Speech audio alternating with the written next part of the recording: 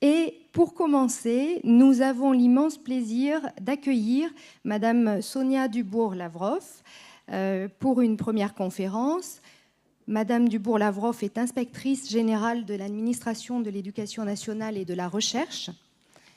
Elle a de multiples missions et aujourd'hui, Madame Dubourg-Lavrov va nous parler du numérique dans le supérieur, avec une perspective internationale comparative, et puis aussi du programme Éducation 2030 de l'UNESCO. Alors, je vais d'abord faire une présentation de la situation de la politique française en matière de numérique et d'initiatives, et en particulier d'innovation numérique pédagogique, pour que vous ayez une vision globale de ce qui se passe aujourd'hui. Et puis après, on ira peut-être plus dans le fond, dans des choses plus critiques, plus, à la limite plus intéressantes que cette présentation générale, mais qui est tout de même relativement utile pour savoir de quoi on parle.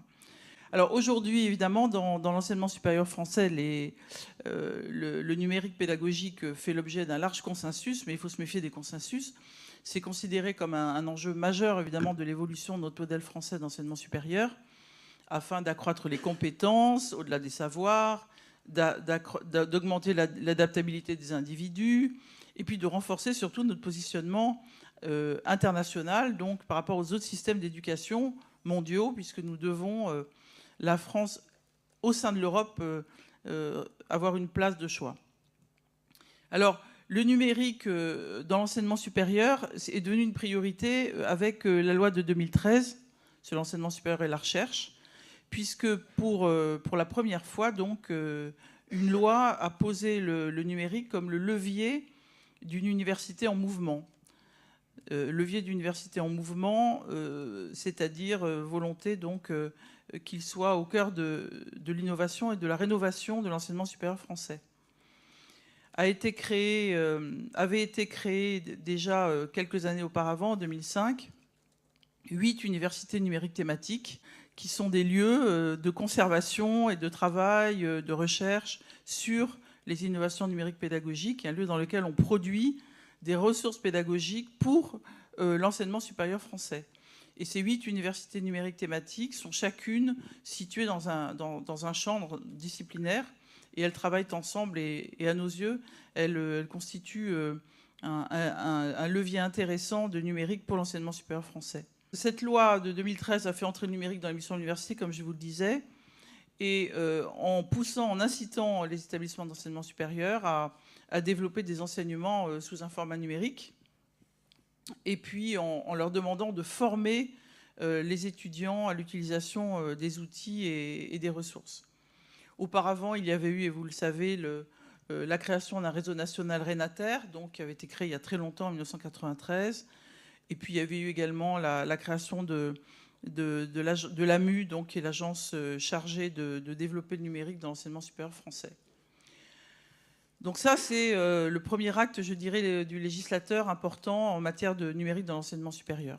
À l'occasion donc de cette loi a été créée en juillet 2013, donc au moment de la sortie de la loi, France Université Numérique, FUN, que vous connaissez sans doute, qui est devenu le diffuseur français des MOOC de l'enseignement supérieur. L'idée, en créant France Université Numérique, c'était de mettre en place, parce qu'on met toujours en place des plateformes, et c'est ce que vous faites aussi, une plateforme nationale mutualisée. Et cette plateforme nationale, donc, elle est chargée d'héberger sur un site unique un certain nombre de formations numériques. C'est-à-dire, d'abord, ça a commencé par des MOOC, et puis ensuite d'autres types de ressources numériques, qu'elles soient diplômantes ou non diplômantes. C'était, là je suis tout petit peu critique, mais c'était un petit peu à la française, c'est-à-dire on va faire un joli chapeau qui va tout gouverner depuis le haut et qui sera unique, et on va tout mettre dedans. Bon, mais bien entendu, ça ne marche pas comme ça, et heureusement. Donc en fait, FUN, très rapidement, s'est avéré ne pas être le seul lieu dans lequel on a posé des ressources numériques. Puisque la vie, elle est beaucoup plus diverse que ça, et même quand on a l'esprit de cartésien et de géométrie, ça ne fonctionne pas toujours. Ensuite, a été mis en place en 2014 un autre organisme qui peut vous intéresser, qui s'appelle le CODERNOM, c'est-à-dire le Comité d'orientation du numérique pour l'enseignement supérieur. Ce comité donc, est chargé de réfléchir et de proposer aux acteurs de l'enseignement supérieur des éléments de réflexion stratégique, des éléments de réflexion politique pour mettre en place leur dynamique numérique, également de communiquer sur les orientations possibles et puis d'informer sur les expérimentations intéressantes. Donc ce Codornom, qui existe évidemment toujours, s'appuie sur un comité de pilotage et peut être un lieu de référence pour vous pour récupérer des informations. A été également créé dans la suite de la loi de 2013 une mission au sein du ministère de l'Enseignement supérieur qui s'appelle la MIPNES, et cette MIPNES qui remplace la MINES, qui est donc la mission numérique pédagogique pour l'enseignement supérieur. Alors, cette mission a un rôle assez important dans le ministère de l'Enseignement supérieur. Elle est située rue Descartes. Et elle s'est entourée d'un certain nombre d'experts du numérique, de pédagogues, d'experts du numérique de l'enseignement. Et elle a pour objet de diffuser le pédagogique dans l'enseignement supérieur via évidemment le numérique, avec du conseil, du soutien des réseaux qui se constituent en matière de numérique pédagogique, également du financement d'un certain nombre de projets. J'insiste pas là-dessus, mais elle participe en particulier à un appel à manifestation d'intérêt, parce qu'une politique numérique, lorsqu'un État veut pousser quelque chose, il doit passer par des appels à projets. Parce que c'est via des financements, des appels à projets qu'on peut pousser un certain nombre d'établissements à prendre des initiatives qui vont dans le sens stratégique donc voulu par l'État et par le ministère. Donc en particulier, il y a un appel à manifestation d'intérêt qui s'appelle AMI, qui est doté donc chaque année de 5 millions d'euros, qui est géré par cette MIPNES et qui donc s'ouvre à des projets qui sont proposés par des établissements d'enseignement supérieur. Alors, il y a également un autre lieu dans lequel il y a de la réflexion intéressante en matière de numérique, c'est le Conseil national du numérique, le CNUM, donc, qui a été créé par le secrétaire d'État à l'époque à l'enseignement supérieur et à la recherche, et qui, lui aussi, il identifie un certain nombre d'axes de transformation numérique dans l'enseignement supérieur, dans une société dite apprenante. Donc, le CNUM a un rôle de travail, de réflexion, d'expérimentation dans l'éducation. Alors, cette innovation numérique pédagogique donc, qui a été institutionnalisée, elle relève je dirais, d'une volonté, mais sans être trop critique. D'ailleurs, on va le mettre dans notre rapport, donc je peux le dire dès maintenant. Il n'y a pas encore véritablement de stratégie très solide au niveau de l'État français pour la stratégie numérique dans l'enseignement supérieur. Il n'y a pas de texte de référence très, très solide. Il n'y a pas encore, au-delà des expérimentations, des appels à projets, des aides que je viens d'exprimer, de mouvements très marqués qui aient pu être manifestés.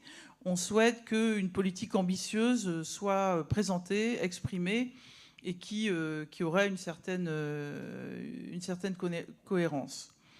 Alors, il y a aujourd'hui un agenda numérique, bien entendu, qui existe depuis 2013, donc qui est un document ministériel qui prend en compte des initiatives innovantes, donc qui s'appuie sur la réalité du terrain, mais qui a 4 axes, donc eux-mêmes divisés en 18 actions. Bon, moi, quand je vois 18 actions dans un document, ça m'inquiète beaucoup. Je trouve qu'il y en a sans doute beaucoup trop.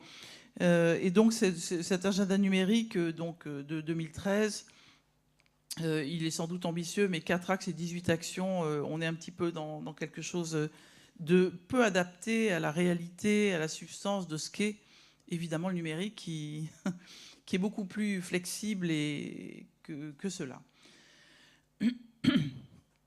Donc, ce qui est, en revanche, ce qu'on peut considérer comme intéressant dans les initiatives prises, c'est tous ces projets, donc ces appels à projets qui sont ouverts chaque année aux établissements d'enseignement supérieur et qui, là, pour le coup, permettent on voit l'arrivée de nombreuses expérimentations qui fonctionnent, qui vivent dans les établissements d'enseignement supérieur français. Alors, la logique de l'appel à projet, comme je vous disais, c'est bien parce que c'est pour donner envie et c'est pour pousser dans chaque établissement, comme on le fait exactement dans vos établissements, à mouliner du cerveau, à monter des choses et à s'adapter à son propre contexte, donc de tel établissement, dans telle région, avec tel type d'étudiants, etc., exactement comme pour l'enseignement secondaire. Mais en même temps, ça ne fait pas une politique complètement. Donc, ce que je vous disais, c'est qu'il nous faudrait un document directeur qui donne des orientations sans évidemment être trop contraignant. Alors, le Conseil national du numérique, qui travaille évidemment de façon intéressante, il avait le 24 mai 2016 présenté au secrétaire d'État et aux acteurs de l'enseignement supérieur une démarche qui est intéressante et qui est une démarche fondée sur l'approche dite contributive, c'est-à-dire laissant les établissements d'enseignement supérieur, avec des instruments que leur propose ce Conseil national du numérique, penser et réfléchir, chaque établissement, à un scénario de transformation numérique. On appelle ça, pour faire chic, du design thinking, mais bon, c'est cette approche dite contributive où c'est chaque établissement qui met en place sa propre réflexion, son propre scénario de transformation du numérique.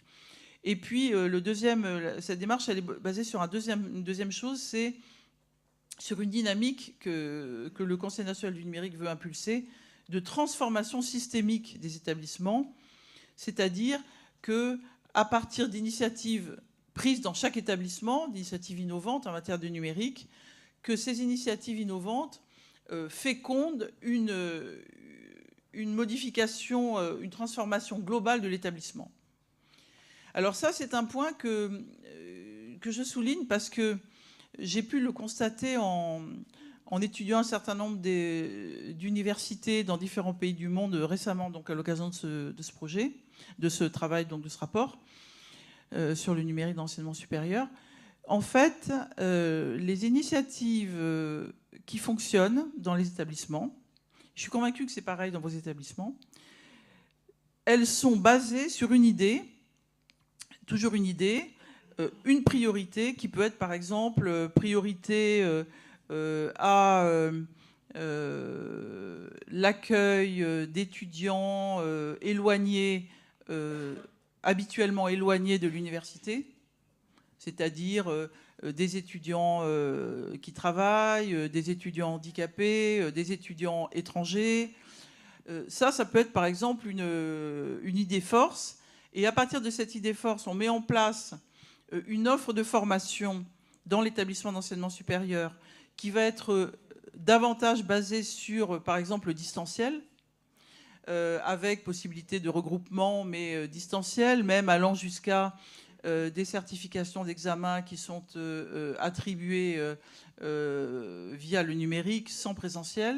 Donc, vous voyez, on peut avoir, par exemple, là, des offres de formation qui vont bouger, puisque ces offres de formation, elles vont être faites, donc je dis pour des étudiants handicapés, pour des personnes qui travaillent, donc pour des personnes retraitées qui veulent reprendre une activité intellectuelle. Et là, ça va induire évidemment des innovations pédagogiques, puisqu'il va falloir qu'on ait d'abord des matières, des domaines, des formes de cours beaucoup plus flexibles, dans lesquelles on puisse avoir une certification par tranche sur plusieurs années, au rythme des personnes qui sont engagées dans d'autres tâches, dans d'autres activités, etc. Donc vous voyez qu'avec une idée force, on va modifier complètement l'offre de formation, mais il faut toujours partir d'une idée. et pas considérer dès le départ que notre établissement va être capable de gérer tout le spectre et toutes les techniques numériques. Ça ne fonctionne pas. Enfin, en tout cas, je dis ce que j'ai vu, moi, avec ma petite expérience, ça ne fonctionne pas. Ce qui fonctionne, c'est une stratégie basée sur une priorité. Et à partir de là, on peut arriver à une forme de globalisation. Mais la globalisation, ce n'est pas l'idée d'origine, c'est la résultante d'un travail priorisé en fonction de la nature de l'établissement, de la nature du public et des projets qu'on a, du positionnement dans l'espace géographique, des liens avec, du fait d'être dans une commune ou pas, des liens avec deux établissements ou pas, etc. Donc, une politique publique en matière d'innovation numérique pédagogique, elle ne peut pas être trop normative. C'est ce qu'on disait tout à l'heure par rapport aux 18 propositions, machin. Elle ne peut pas être normative. Elle doit donner une vision, c'est-à-dire, comme je disais, des priorités. Donc ça se passe au niveau de l'établissement comme au niveau de l'État, que j'évoquais tout à l'heure.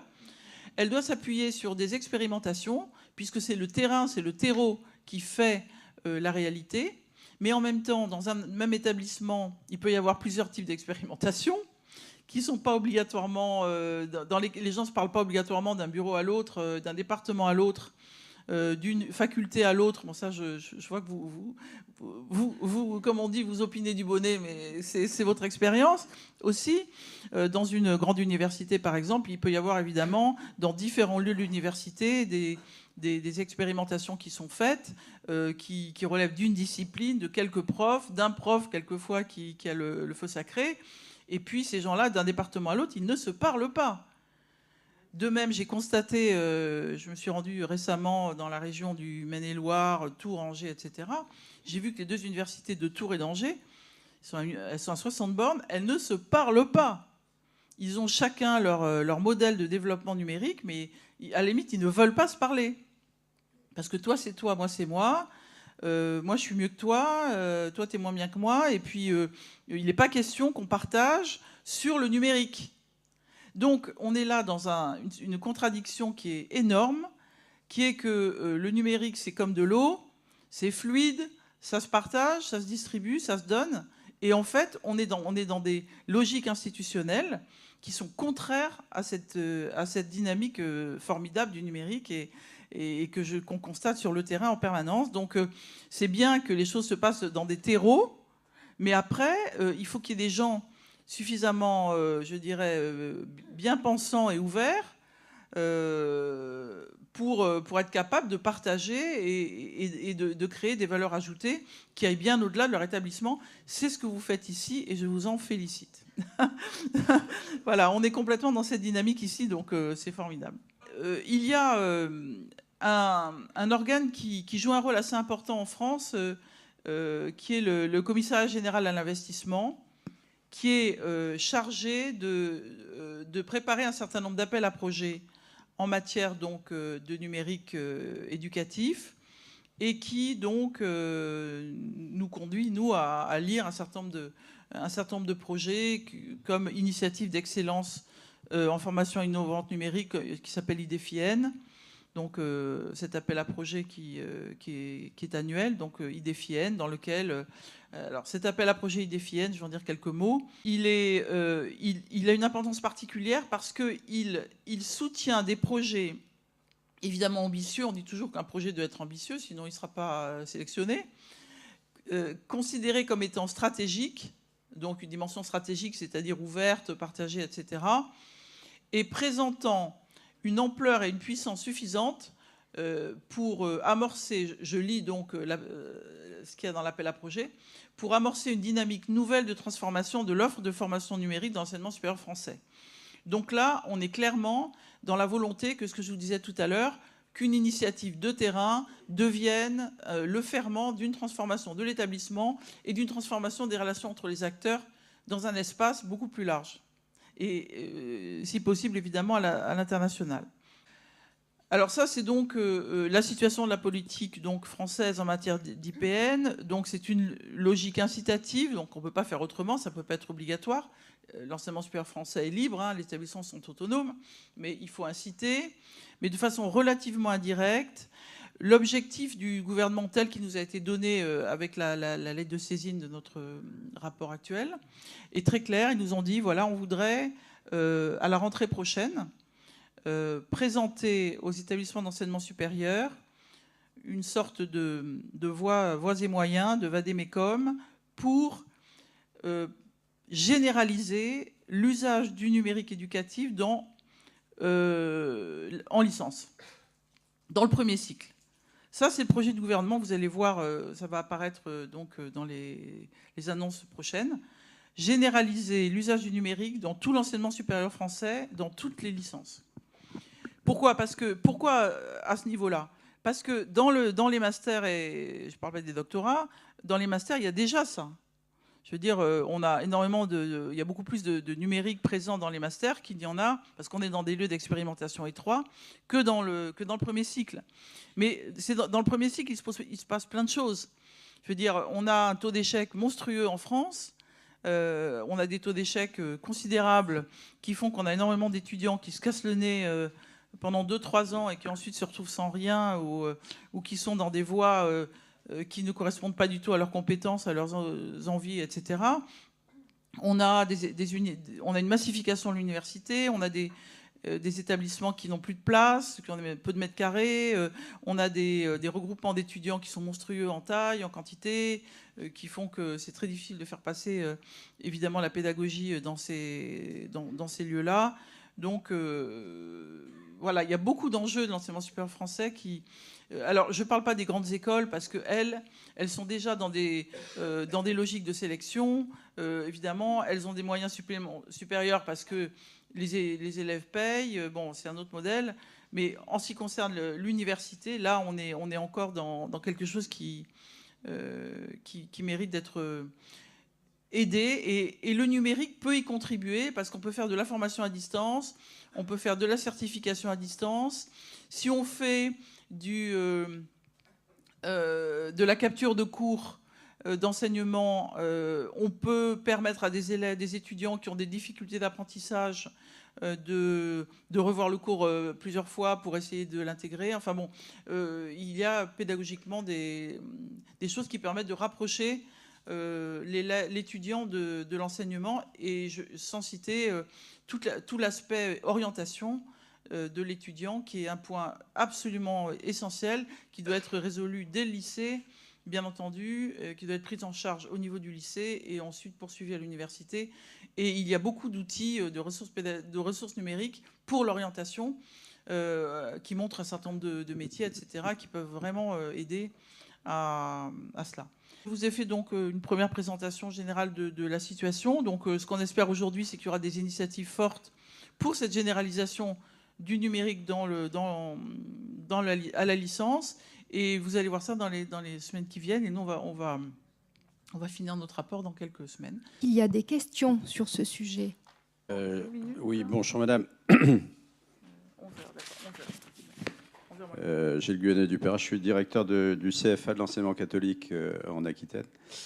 Et vous avez beaucoup parlé, ce qui est logique, de ce qui se passe dans l'enseignement supérieur. Est-ce que vous pourriez nous parler, peut-être avec votre expérience passée à Erasmus d'ailleurs, de ce qui peut se passer également en dehors du supérieur, c'est-à-dire en particulier dans toutes les formations liées à l'apprentissage en niveau avant le bac? Alors écoutez, franchement non, parce que c'est vous qui avez l'expérience en l'espèce. Moi, Erasmus, j'ai été directrice 6 ans, mais je ne suis plus sur le projet. Donc non, c'est à vous de le faire, clairement. Je vous ai parlé du SUP parce que c'est la prolongation des expériences que vous pouvez vivre. Mais je peux vous parler via l'UNESCO donc des indicateurs qui concernent évidemment essentiellement l'enseignement primaire, secondaire. Mais par contre, les projets actuels, ça, je laisse ce soin à vos collègues de le faire. Bonjour, Dorothée Sauret. Je représente à la fois Paul Claudel d'Ulst et puis un peu la Cato de Paris, puisque un partenariat avait été initié à propos d'Ange, et puis aussi Bordeaux et Lille. Donc c'est un bonheur d'être ici. Vous avez dit l'orientation de l'élève à partir du lycée. Pourquoi l'orientation est-elle encore faite en France à partir du lycée, non pas à partir du collège? Puisque dans les faits, on sait très bien qu'à partir de la 4e, 3e, voilà, on développe un projet dans ce sens-là à partir du collège. Donc ça m'intéresse de vous entendre là-dessus. Je pense que votre remarque, elle tient à votre expérience et au fait que vous avez constaté vous-même que les élèves pouvaient, dès le collège, avoir soit des refus, des blocages, soit des envies et des rêves. Donc, alors c'est considéré comme un peu tôt parce que il y a aussi dans l'enseignement toute une approche considérant qu'on ne peut pas faire perdre leur chance aux élèves trop tôt, que si on les engage trop tôt dans une voie, c'est une façon de les mettre de côté. Vous connaissez ça très bien, cette vision. Donc, ce qui est important, c'est peut-être d'apporter aux élèves, dès le collège, une information la plus large, la plus riche possible sur les possibles, justement, sur le type de vie professionnelle qu'ils pourraient embrasser. Je pense que c'est ça parce que il y a la nécessité d'amener les élèves à un niveau de savoirs fondamentaux suffisant et puis on ne veut pas les stigmatiser, voilà, enfin, toutes ces choses-là que vous connaissez mieux que moi. Donc je crois que justement le numérique permet de façon assez facile et simple d'aider les jeunes via un certain nombre de tutos, de présentations de voies professionnelles, de les aider peut-être à mieux comprendre ce qu'ils sont. Pour poursuivre par rapport à cette thématique-là, alors Sébastien Goulot au rectorat de Bordeaux, il y a énormément de projets qui se développent pour attirer les jeunes vers le supérieur. Donc on va au-delà du bac -3, bac +3 et on prépare dès le collège les élèves à aller vers le supérieur, notamment sur des concours type course en cours, où là on va les attirer vers les métiers des sciences de l'ingénieur. Donc pour l'Académie de Bordeaux, ce sont ce type d'activités qu'on met en œuvre, alors soit en lien avec des partenaires plutôt du secteur aéronautique comme Dassault, ou alors des concours en lien avec la robotique pédagogique. Donc par ce biais, on peut construire des projets pluridisciplinaires et préparer le parcours d'orientation des jeunes vers le supérieur. Vous avez dit, Madame l'inspectrice, qu'une politique d'appel à projet n'est pas une politique, enfin, est une partie d'une politique, ne suffit pas comme politique. Dans une politique, il y a un projet, après il y a une réflexion sur les ressources au service du projet, après il y a forcément un dispositif d'évaluation de la mise en œuvre. Voilà. Les questions concernant les ressources et la politique, il y a eu des plans numériques. Voilà. Est-ce que vous avez quelques éléments qui permettent d'informations qui permettraient de dire si ces plans numériques mis en œuvre dans le cadre français ont produit ou produisent des effets d'entraînement? Et puis le deuxième aspect aussi, en ce qui concerne les ressources au service d'une politique, qui à mon avis se retrouve dans un document de réflexion stratégique, ça pourrait être toute la question évidemment sur les ressources RH, à la fois le développement des compétences professionnelles, c'est-à-dire les logiques de formation. Nous avons constaté que la formation des enseignants partout, et déjà chez nous, est encore sur des modèles qui ne sont pas passés par la transition numérique. Donc il est difficile de demander à des enseignants d'être dans la transition numérique si eux-mêmes ont été formés dans des structures qui ne sont pas passées à la transition numérique. Et j'ai une autre question qui là est d'un autre champ, c'est que la transition numérique dans les établissements scolaires appelle d'autres fonctions, qui sont des fonctions support, de designer pédagogique, d'ingénieur numérique, etc.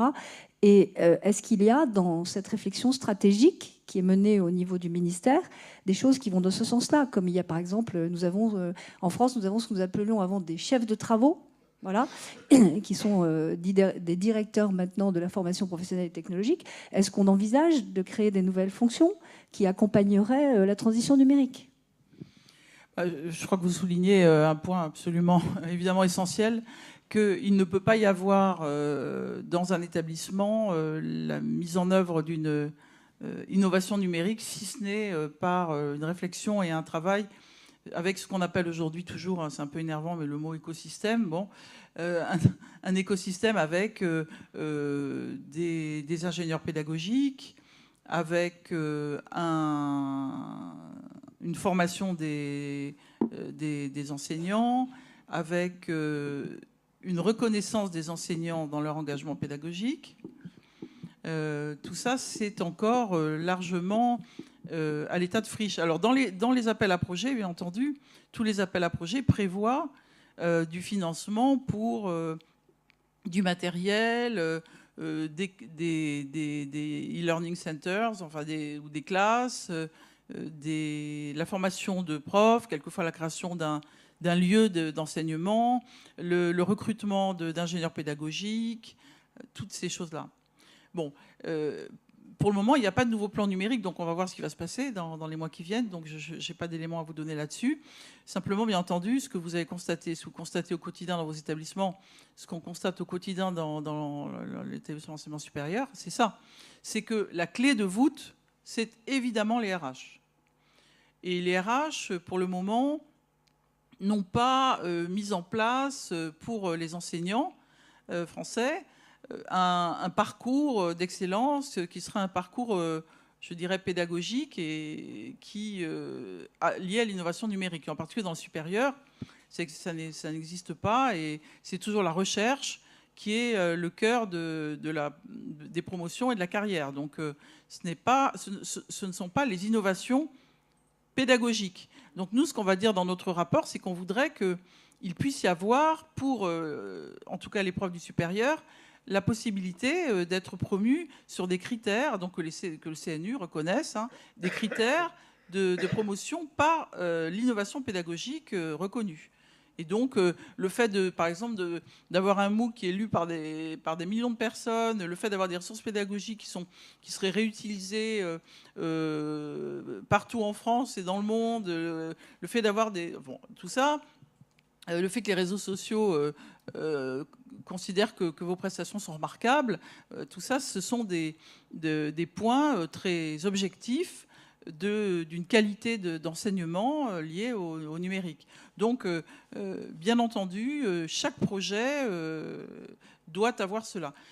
Alors, une approche du type une tablette à tout le monde, ça ne marche pas du tout. Hein. Ça existait dans plein d'endroits et ça ne fonctionne pas du tout. Il ne faut pas prendre le sujet, vous le savez bien, par l'outil, uniquement par le matériel. C'est absolument inutile.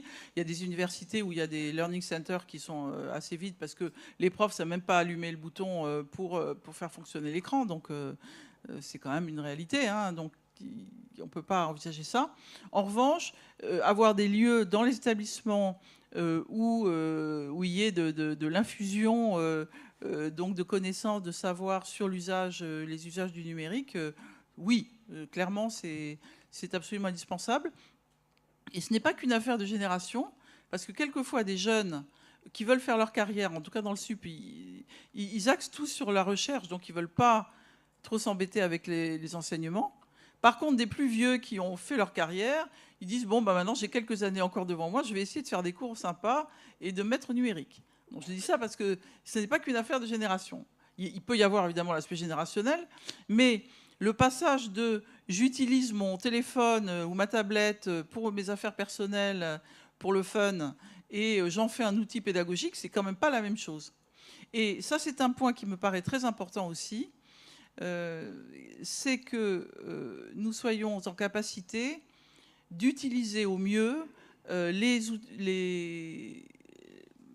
téléphones, les smartphones, les tablettes, etc., ou les ordinateurs légers, comme voie d'apprentissage 24-24. Donc, que les ressources pédagogiques qui sont initiées par les établissements soient tout à fait adaptables au matériel. Alors ça, on le constate, c'est une évolution, c'est une nouvelle approche toujours de l'éducation, c'est on apprend tout le temps. Et les jeunes, et les étudiants, les élèves, ils sont tellement adaptés à l'outil numérique qu'ils sont en capacité d'apprendre en permanence. Simplement, pour apprendre, il faut quand même un certain ordre. On a tous été profs, j'étais aussi pendant 20 ans, donc je sais ce que c'est. On doit tous être... voilà, on est dans une logique pédagogique, ça se fait en ordre, il y a les premières connaissances à acquérir pour arriver à comprendre les suivantes, etc. Et c'est pas uniquement en faisant du ponctuel et en bipant sur son petit appareil qu'on apprend. Voilà. Mais ça, ce sont des sujets importants.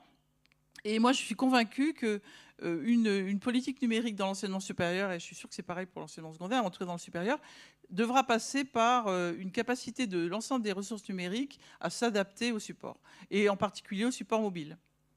Ce qui n'empêche pas du présentiel, et tout ça, on en a besoin aussi. Enfin bon, on sait tout ça, mais il faut insister là-dessus. Bonjour, Ségolène Delamotte du lycée Paul-Claudel d'Ulst à Paris. J'ai été étonnée par la date de la loi 2013. C'est très tardif, non? Il y a une raison pour que ça soit par rapport au numérique pour les universités? Oui, il y a eu auparavant, je vous ai dit, quelques initiatives. Oui, des initiatives, mais c'est en 2013, tout d'un coup, l'État s'est dit... Oui, c'est en 2013 pour la première fois que dans une loi a été introduit le fait que le numérique devait être le levier de l'innovation. Oui, c'est vrai. Ouais. Bon. Avant, il y a eu des initiatives prises, comme le réseau Renater, mais pas véritablement d'indication d'une priorité.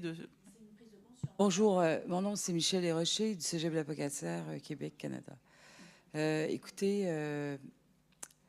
je vous écoutais, puis il y a beaucoup de parenté avec ce qu'on vit au Québec. Et je me posais la question, peut-être que c'est pas possible pour vous de situer la France, mais par rapport à l'Europe, aux pays d'Europe, est-ce que la situation est comparable de votre point de vue à vous? Il y a eu donc plusieurs appels à projets, et en particulier, il y en a eu un en 2016 qui s'appelle « Développement d'universités numériques expérimentales », qui a pour objet d'accélérer toujours le développement de projets ayant déjà fait l'objet de résultats probants. Alors ça, c'est pas inintéressant comme idée. On ne redécouvre pas, comme on dit en français, trivial, le fil à couper le beurre ou l'eau tiède chaque année. On va prendre des expérimentations existantes dans certains établissements, et puis on va essayer on va leur demander de se présenter comme étant des capacités d'essaimage, de transformation numérique massive au niveau d'un établissement, plutôt que d'être simplement donc confiné à un espace ou à un autre. Peut-être que vous pourriez maintenant nous dire quelques mots du programme Éducation 2030 de l'UNESCO. Alors, je vais vous envoyer, je croyais l'avoir fait, mais je n'ai pas dû le faire. Je vais vous envoyer cet après-midi, en rentrant chez moi, un document que j'ai fait moi-même, donc il est tout à fait diffusable, qui est en fait, j'avais fait en décembre 2015 une synthèse qui est sur le site de la Commission nationale pour l'UNESCO de Éducation 2030. Parce que Éducation 2030, c'est un très gros document qui est pas très facile à lire et tout ça. Et bon, voilà, enfin, c'est juste une synthèse que j'ai faite, mais qui permet quand même d'avoir une approche plus synthétisée de ce document. Alors, Éducation 2030, vous savez évidemment tous de quoi il s'agit. C'est le programme d'éducation de l'UNESCO qui a un objectif particulier qui est l'objectif numéro 4, qui est l'objectif donc d'éducation. Alors je vais vous citer ça. Donc c'est un programme qui est basé sur 10 cibles, qui est parti d'une réunion de l'ONU à Incheon en Corée. Cette réunion d'Incheon, c'est une réunion qui s'est tenue le 21 mai 2015 et qui est le Forum mondial sur l'éducation, et qui a, pour la première fois, donc, adopté une déclaration, donc ça s'appelle la déclaration d'Incheon du 21 mai 2015, que vous retrouverez partout, et qui reconnaît solennellement, pour la première fois, le rôle important de l'éducation comme moteur principal du développement, avec 1600 participants, plus de 160 pays, il y avait 120 ministres. Donc vraiment, on peut dire qu'à Incheon, le 21 mai 2015, le monde s'est retrouvé pour marquer que l'éducation, c'était notre solution, enfin une de nos solutions et notre avenir. Cette déclaration d'Incheon a prévu la définition d'un cadre d'éducation, donc le cadre d'éducation 2030, qui a été adopté donc quelques semaines plus tard, le 4 novembre 2015, à Paris, lors de la conférence générale de l'UNESCO. Le cadre d'éducation 2030, donc, c'est ce dont je vous parle, là, c'est cette synthèse que j'ai là, qui part du principe suivant. Principe que l'éducation doit assurer l'accès de tous, donc assurer l'accès de tous à une éducation de qualité. C'est ça l'ODD 4, hein, assurer l'accès de tous à une éducation de qualité sur un pied d'égalité et promouvoir les possibilités d'apprentissage tout au long de la vie. Voilà, ça c'est l'ODD 4. Donc vous voyez, c'est beau, assurer l'accès de tous à une éducation de qualité sur un pied d'égalité et promouvoir les possibilités d'apprentissage tout au long de la vie. Cet ODD 4, il a été posé par l'ensemble des pays. Et bien sûr, une fois qu'un objectif est posé, après, il faut le construire. Et on le construit avec des indicateurs. Et ces indicateurs, ils sont eux-mêmes construits par les États et ils doivent ensuite être nourris par des statistiques, par des recueils de données, etc. Donc, cet ODD 4 que je viens de vous citer, il est basé sur une vision qui est que l'éducation a le potentiel d'accélérer le progrès humain pour l'ensemble des ODD, c'est-à-dire pour tous les objectifs du développement durable qui sont posés par l'ONU. Et donc l'ODD 4, c'est un peu le ferment, je dirais le moteur de l'ensemble de cette transformation, de ce progrès humain. Évidemment, donc agenda éducation 2030, l'ODD 4, puisque c'est éducation, il est fondé sur une vision humaniste, vous en doutez. C'est-à-dire, il met l'accent sur le renforcement de l'apprentissage et sur l'épanouissement de l'être humain, sur l'enrichissement de l'être humain, sur l'inclusion de l'être humain par l'éducation à tous les moments de la vie. Donc, on est dans une approche très humaniste, intégrant les personnes marginalisées, bien entendu, les personnes pauvres, les personnes éloignées, les personnes marginalisées, les personnes vulnérables. Il faut les rapprocher de l'éducation. Il y a dans cette approche l'idée que l'éducation, c'est un bien public. C'est-à-dire que l'État est garant de ce bien. Ce n'est pas un bien marchand. C'est un bien qui doit être garanti par l'État pour le bien de tous. Et un autre aspect qui est très, très important dans Éducation 2030, il est dans la plupart des objectifs que je vais vous citer rapidement, c'est la question du genre. C'est-à-dire l'accès des filles à l'éducation et donc la capacité pour les filles d'avoir un destin par l'éducation. Donc les 10 cibles de l'éducation 2030, je crois que c'est 8 sur 10, portent aussi sur le genre, indiquent le genre comme un élément essentiel du progrès de l'humanité, parce qu'on ne peut pas faire progresser l'humanité sur une jambe avec la moitié des personnes. C'est évident. Donc, cet accès de tous doit se faire avec un minimum de 12 ans d'enseignement primaire et secondaire. Donc 12 ans d'enseignement primaire et secondaire, de qualité, bien sûr, gratuit, financé par l'État, dont au moins 9 ans obligatoires. C'est ça le critère qui est posé. Et ensuite, bien sûr, après cette éducation scolaire, il faut permettre à chacun de pouvoir acquérir les aptitudes d'écriture, de lecture et de calcul. Quand on parle dans cet ODD 4 de l'équité et de l'inclusion, c'est parce que les politiques publiques doivent prendre en compte la diversité des apprenants et la diversité des besoins qui se font sentir. Donc une éducation, elle doit être à géométrie variable. Et en particulier, faire attention à ce que les filles puissent trouver leur place.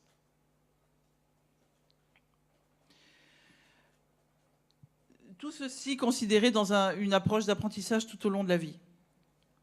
Alors, pour atteindre cet ODD 4, il va falloir mobiliser toutes les ressources au niveau national, dans les États, au niveau régional aussi, c'est-à-dire ce qu'on appelle régional à l'UNESCO, c'est par grande région du monde, et également au plan mondial. Donc, cette stratégie donc, de développement de l'éducation passe par le renforcement des politiques, évidemment, ça c'est l'aspect normatif, hein, les politiques, les plans, les systèmes, la législation. Ça c'est la première chose, c'est le cadre normatif. Ensuite, il faut mettre l'accent sur l'équité, l'inclusion, le genre, c'est-à-dire faire en sorte que à la fois les contenus, les méthodes et les stratégies de financement de l'éducation prennent en compte les enfants, les jeunes, les adultes, quelle que soit leur position socio-économique, de genre, etc. En particulier, il faut accueillir les enfants handicapés, qui sont une des cibles très importantes de l'ODD 4.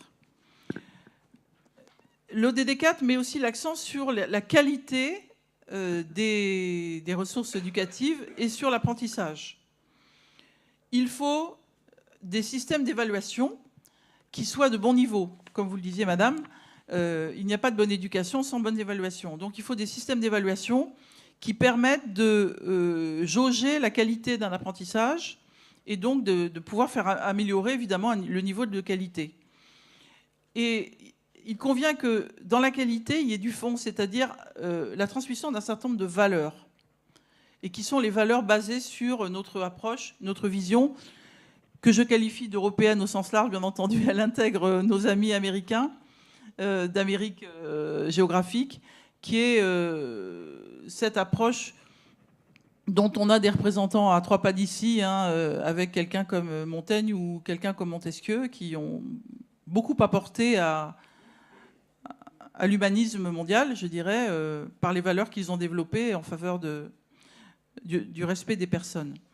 Donc, favoriser cette qualité dans la façon dont on transmet, mais aussi dans le contenu de ce qu'on transmet, pour que les apprenants deviennent des citoyens éclairés qui puissent répondre aux défis de leur propre vie, mais aussi aux défis locaux, aux défis mondiaux, et donc deviennent des citoyens à part entière. C'est aussi l'accès à la citoyenneté mondiale qui est rattaché à Éducation 2030. L'ODD 4 parle aussi de favoriser l'apprentissage tout au long de la vie. Parce qu'un être humain, il doit progresser tout au long de sa vie. On est toujours dans cette approche humaniste. Et donc, qu'à tous les âges, on puisse accéder à un parcours d'apprentissage, à un parcours d'éducation, en fonction de ses attentes. Donc, il faut de la flexibilité, de la multiplicité. Donc là, le numérique est très, très important, hein, pour cet aspect des choses en particulier. Et donc, que la connaissance arrive à chacun, où qu'il soit. Avec des mesures spécifiques pour l'apprentissage pour certaines catégories qui ne sont plus dans le parcours scolaire. Et on parle là aussi de tout ce qui est donc ce qu'on appelle le numératie, littératie, enfin en mauvais français. Donc capacité de calcul, capacité d'apprentissage de la lecture, qui sont évidemment les socles pour un citoyen, pour devenir un vrai citoyen responsable. Dans l'ODD, il y a enfin, comme dernière priorité, l'éducation en situation d'urgence. Alors, les pays doivent, pour répondre aux exigences de l'ODD 4, pouvoir apporter des réponses aux besoins éducatifs des enfants, des jeunes, des adultes, partout, tout le temps. C'est-à-dire, dans une catastrophe naturelle, il faut pouvoir mettre une école. Dans des situations de pauvreté, de famine, il faut être capable d'apporter aux enfants le confort minimum pour qu'ils puissent apprendre. Il faut qu'ils aient à boire, il faut qu'ils aient à manger, il faut les protéger des agressions, il faut les protéger des maladies, des pandémies. Il y a également toute la problématique du déplacement. Dans les 2 dernières années, on a connu, je crois, le nombre de déplacés le plus grand que notre humanité ait jamais connu. Il y a au moins 60 millions de personnes qui ont bougé. Voilà, donc ça c'est un défi considérable, l'éducation des personnes en mouvement.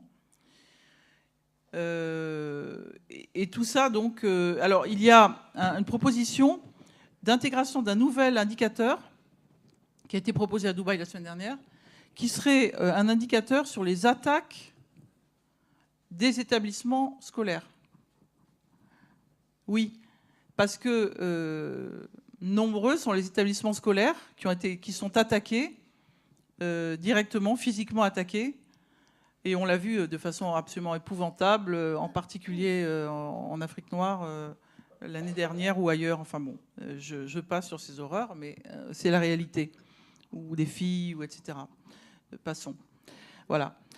Alors, il y a 10 cibles qui sont posées. Alors, je ne sais pas si vous voulez que je vous les donne rapidement ou pas, mais il y a 10 cibles. Je vous les donne rapidement, et vous les aurez dans mon document aussi, mais je me borne à les citer, mais ça permet d'éclairer ce que je viens de dire.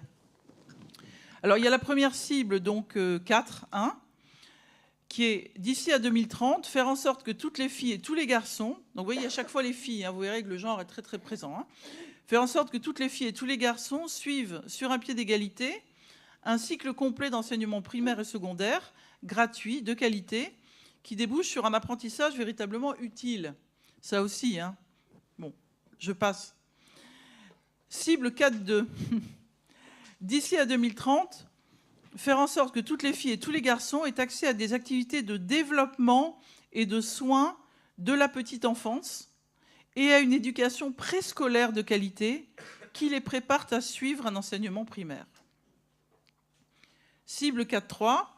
D'ici à 2030, faire en sorte que les femmes et les hommes aient tous accès, dans des conditions d'égalité, à un enseignement technique, professionnel ou tertiaire, y compris universitaire, de qualité, d'un coût abordable.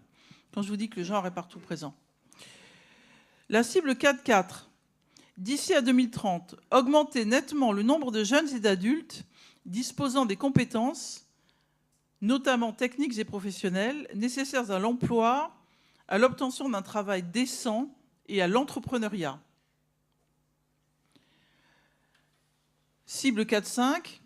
D'ici à 2030, éliminer les inégalités entre les sexes dans le domaine de l'éducation et assurer l'égalité d'accès des personnes vulnérables, y compris les personnes handicapées, les autochtones et les enfants en situation vulnérable, à tous les niveaux d'enseignement et de formation professionnelle. 4.6. D'ici à 2030, faire en sorte que tous les jeunes et une proportion considérable d'adultes, hommes et femmes, sachent lire, écrire et compter. C'est pas un petit ange, je suis là. Cible 4.7. D'ici à 2030, faire en sorte que tous les élèves acquièrent les connaissances et compétences nécessaires pour promouvoir le développement durable, notamment par l'éducation en faveur du développement et des modes de vie durables, des droits de l'homme, de l'égalité des sexes, de la promotion d'une culture de paix et de non-violence, de la citoyenneté mondiale et de l'appréciation de la diversité culturelle et de la contribution de la culture au développement durable. Juste un mot sur ce 4.7. Vous constatez à la lecture qu'il est très complexe, qu'il prend l'homme dans sa globalité, qu'il prend le citoyen dans sa globalité et qu'il prend en compte tout son environnement. Cette cible 4.7, elle est multifactorielle et on ne va pas pouvoir la mettre en place comme ça. C'est-à-dire que ça implique, vu sa rédaction, une approche très ambitieuse et très globalisante de ce que doit être un élève. Alors ensuite, il y a des modalités de mise en œuvre, il y en a 3, je vous les cite, ça s'appelle la cible 4A, 4B, 4C, cette fois il n'y a plus de numéro. Dans les modalités de mise en œuvre, il y a faire construire des établissements scolaires qui soient adaptés aux enfants, aux personnes handicapées et aux deux sexes, ou adapter les établissements existants à cette fin, et fournir un cadre d'apprentissage effectif qui soit sûr, exempt de violence et accessible à tous. La deuxième modalité de mise en œuvre, c'est la cible 4B. D'ici à 2020, augmenter nettement à l'échelle mondiale le nombre de bourses d'études offertes en pays en développement, en particulier aux pays les moins avancés, aux petits pays insulaires en développement et aux pays d'Afrique, pour financer le suivi d'études supérieures, y compris la formation professionnelle, les cursus informatiques, techniques et scientifiques, et les études d'ingénieurs dans des pays développés et d'autres pays en développement. Et enfin, et je termine là-dessus, la 4C, d'ici à 2030, accroître nettement le nombre d'étudiants qualifiés, notamment au moyen de la coopération internationale pour la formation d'enseignants dans les pays en développement, surtout dans les pays les moins avancés, les petits États insulaires en développement. Voilà. Bon, là, je vous ai donné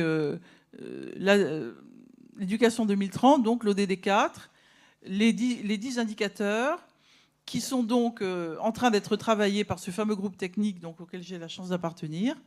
2 questions essentielles qui sont, pour un indicateur, quel est le taux de couverture de l'indicateur? Ça veut dire combien d'États, quel pourcentage d'États qui sont capables de suivre cet indicateur, de le respecter. Et donc, quel est le deuxième point, quel est le seuil d'acceptabilité, donc, dans général, pour un indicateur? C'est-à-dire, à partir de quand considère-t-on qu'un pays a respecté l'indicateur?